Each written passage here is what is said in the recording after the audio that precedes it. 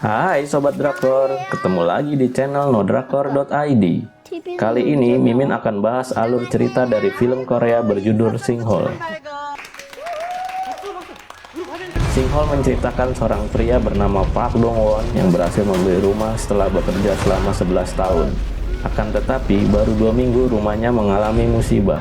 Rumahnya longsor ke dalam lubang sedalam 500 meter.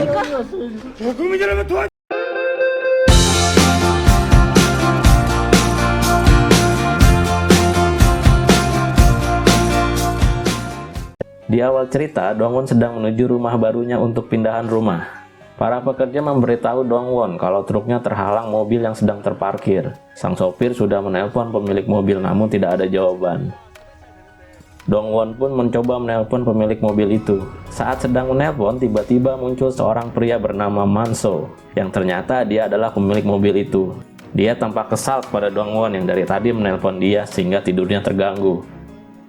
Dengan tanpa dosa, dia masuk ke mobil dan memindahkan mobilnya. Dong Won menegur pria itu. Terjadilah sedikit perdebatan di sana. Hampir saja terjadi perkelahian.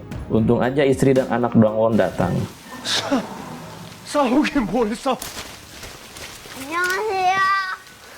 Dong Won dan keluarganya merasa bahagia karena telah berhasil memiliki rumah yang mereka idamkan. Keseharian mereka pun berjalan seperti biasanya. Sampai ketika saat sarapan pagi, Sechan anak Dong Won menunjukkan sebuah kelereng yang bergerak tanpa mendapat sentuhan.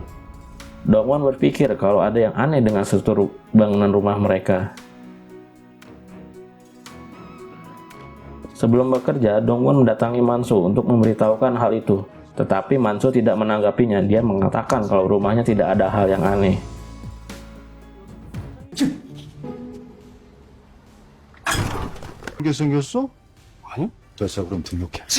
Sesampainya di kantor, Dong Won mendapatkan sambutan dari rekan-rekan kerjanya. Mereka mengucapkan selamat kepada Dong Won atas rumah barunya. Saat Dong Won memberitahu lokasi rumahnya, rekan kerjanya kaget. Rekan kerjanya bilang kalau daerah rumah Dong Won adalah bekas pabrik pengolahan limbah, sehingga tidak layak untuk dijadikan tempat tinggal. Dong Won membantah semua itu, dan dia mengundang rekan kerjanya untuk merayakan rumah barunya. 입성을 축하하는 의미로 박수 한번 쳐드립니다. 왜 말씀 안 하셨어요? 축하드립니다. Pada malam hari saat hujan deras, bangunan rumah Dong Won sedikit amblas yang menyebabkan pintu kaca pecah. Di pagi harinya, Manso kebingungan melihat pintu kaca pecah. Dia heran bagaimana pintu itu bisa pecah. Manso menambal sementara pintu itu dengan plastik. Kondisi bangunan rumah Dong Won semakin mengkhawatirkan, banyak retakan di sana-sini. Akhirnya Dong Won mengadakan pertemuan dengan para penghuni lainnya. Di sana Dong Won membahas keanehan dari struktur rumah yang mereka tempati. Min Jun memberitahukan kalau jendela rumahnya juga macet, tetapi tetangga lainnya tidak menanggapinya.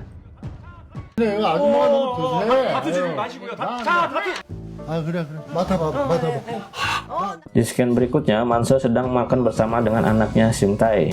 Dia bilang ke anaknya kalau akan mengirimnya ke sekolah PNS. Manso yang kelihatannya urakan dan cuek ternyata sayang kepada putranya. Keesokan harinya, rekan-rekan kerja Dong Won datang untuk merayakan pesta rumah barunya. Mereka mabuk-mabukan bareng sambil ngobrol ngalor ngidul. Salah satu rekan Dong Won menolak untuk minum. Dia beralasan kalau harus mengemudi saat pulang nanti.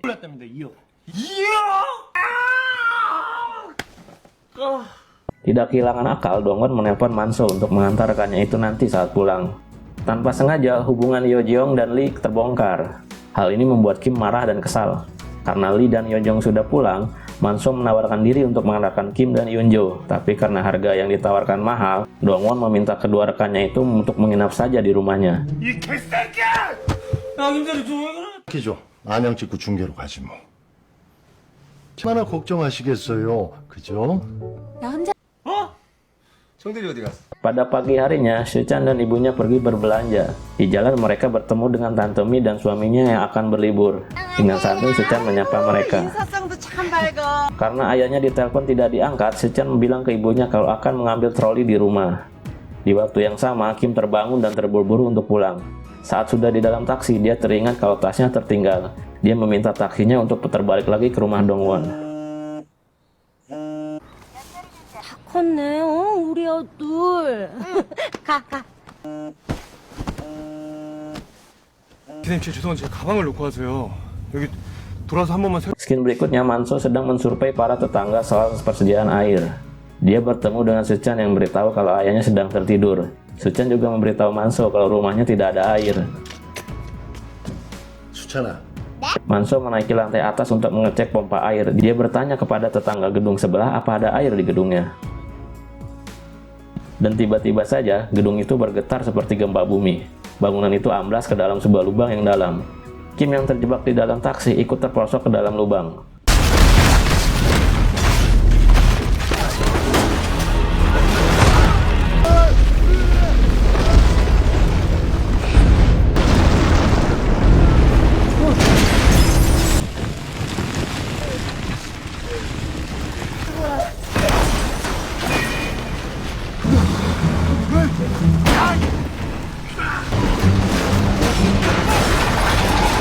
Dongwon berusaha membantu untuk mengeluarkan Kim dari dalam taksi.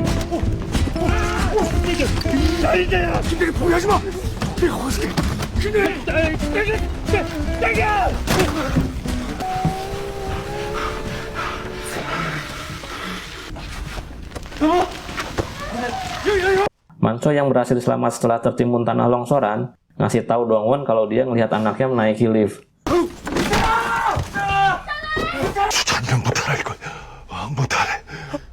Di atas, tim SAR mulai membuat barikade untuk proses evakuasi. Mereka coba menuruni lubang, tetapi kondisi tanah tidak stabil yang menyebabkan tanah longsor.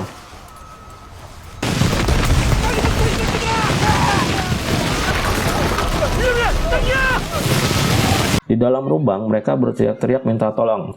Tapi sia-sia karena lubang itu terlalu dalam sehingga suara mereka tidak terdengar tim SAR di atas. Tiba-tiba saja mereka mendengar suara minta tolong, yang ternyata Sung Tae yang bersembunyi di gudang atas supaya nggak ketahuan saat dia merokok.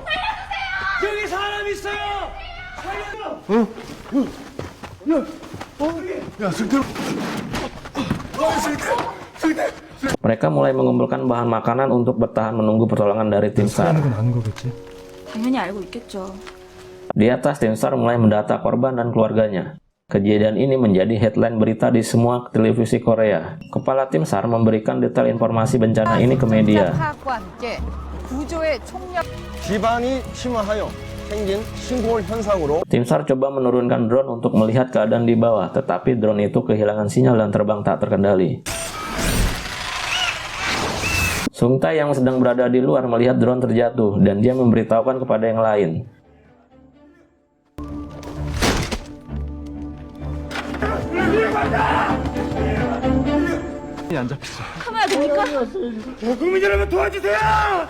Tapi tiba-tiba tanah kembali longsor. Kim hampir terperosok jatuh dari bangunan. Eunjo mencoba menolong Kim dengan seutas kabel. Sayang karena Kim berat, Eunjo kesulitan menarik Kim.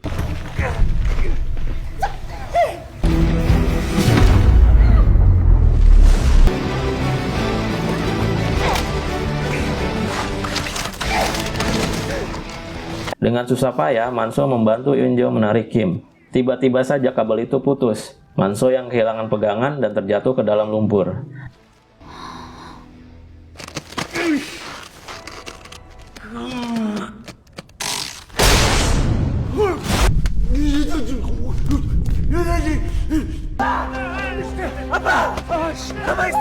Tanpa pikir panjang, Sun Tae melompat untuk menolong ayahnya. Akan tetapi mereka justru semakin tersedot ke dalam lumpur.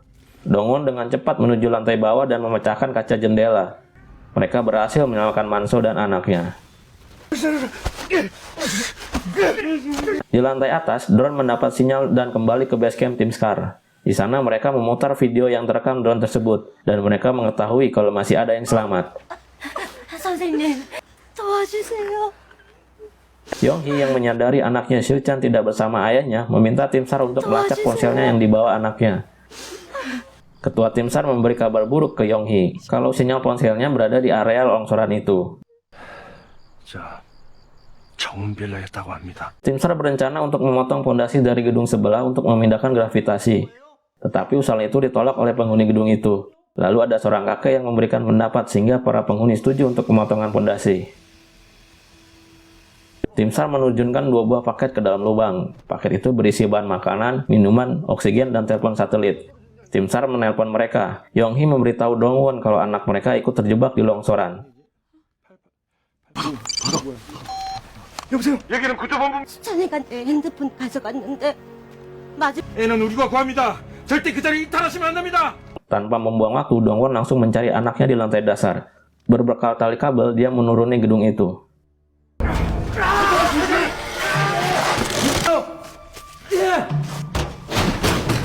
Karena hujan yang cukup deras menyebabkan gedung sebelah ikut runtuh ke dalam lubang. Di lantai bawah, Soo-chan sedang menangis ketakutan di dalam mobil. Dia mendengar teriakan ayahnya dan mulai bergerak. Dongwon berteriak-teriak memanggil nama anaknya. Dongwon mendengar teriakan dari anaknya. Dengan susah payah, dia berhasil menemukan anaknya di balik reruntuhan.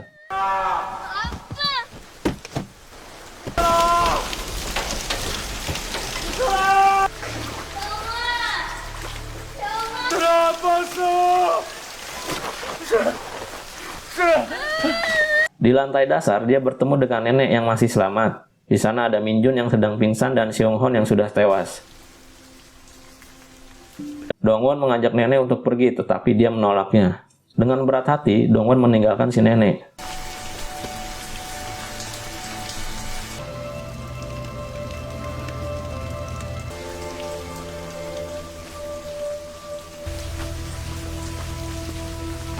Dengan bersusah payah, dia memanjat tepian gedung itu.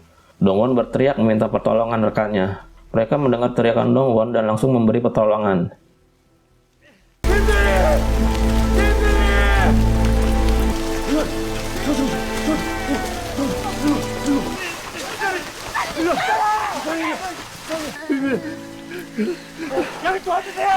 Kondisi semakin memburuk, air mulai membanjiri lubang itu. Mereka mulai mengumpulkan barang-barang yang bisa mengapung supaya tidak tenggelam.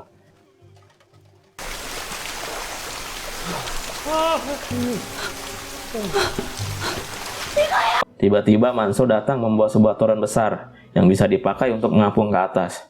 Satu persatu mereka mulai masuk ke dalam toren. Akan tetapi Manso tidak ikut masuk. Dia mengorbankan dirinya untuk menutup toren itu. Sung-tae menangis histeris melihat ayahnya yang mengorbankan diri. Toren yang mereka naiki sempat tersangkut kabel, namun berkat kerjasama mereka, akhirnya toren itu bisa lepas. Akan tetapi toren itu tertusuk besi yang menyebabkan air mulai masuk ke dalam. Eun-jo dan Kim berusaha melepaskan besi itu.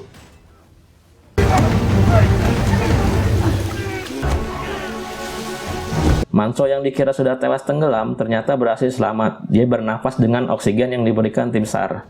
Berkat aksi heroik Manso, toren itu berhasil lepas dari besi.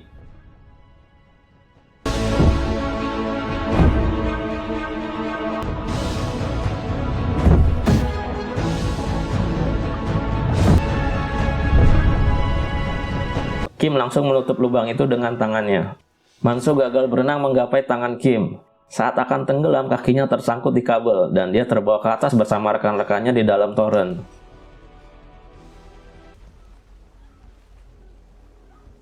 Setelah sampai ke permukaan, Manso membuka toren itu. Tim SAR yang melihat mereka langsung bergerak cepat mengevakuasi mereka.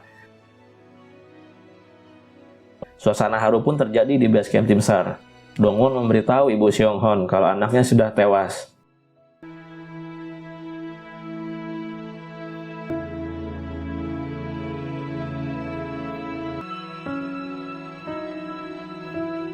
Lalu scene berubah di hari lain setelah kejadian itu. Dongwon dan Manso mengunjungi Kim dan Eun-jo yang sudah tinggal bersama di rumah mobil mereka.